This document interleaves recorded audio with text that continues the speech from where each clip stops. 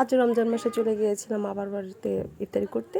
তো এখানে গিয়েই এই যে মা মুরগি রান্নার প্রস্তুতি নিচ্ছে, এটা বসে বসে দেখলাম।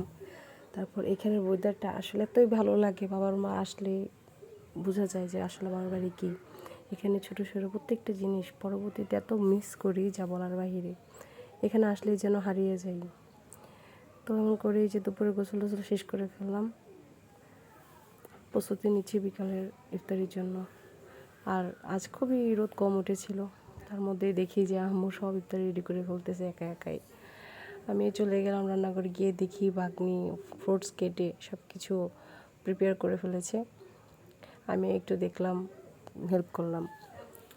তো সবাই খুব সুন্দর করে আজ একসাথে সাজিয়ে গুজিয়ে ইফতার করলাম। তো আমি চলে গেলাম দেখি আজকে কী করেছে। আজকে সব ভাজা পোড়া করেছে, ডিম চপ, আলুর চপ, সব কিছু। তো ইফতারির মধ্যে আপনাদের কোন আইটেমটা সবচেয়ে পছন্দের সেটা অবশ্যই জানাবেন। আমাদের কাছে তো খুবই ভালো লাগে যে ইফতারির সময় একটু ডিম চপটা যদি থাকে না, খুবই ভালো লাগে। তো সেই একটা একটা করে সবগুলো ইফতারি আমি দেখালাম। তো এইখানে আমার ভাগ্নি বলতেছে একটা কলাও রাখি, কেমন হবে বলো। তারপর সে একটা কলাগুলো রাখলো। আমি বললাম যে না, তুই খেয়ে ফেল, দেখ। তো এর মধ্যেই আমাদের ইফতারি আজান দিয়ে দিল। আমরা আসলেই এখানে আসার পরে যখন ইফতারিটা করলাম না সবাই মিলে, যেন পুরো রমজানের একটা সম্পূর্ণ পূর্ণতা পেয়ে গেল।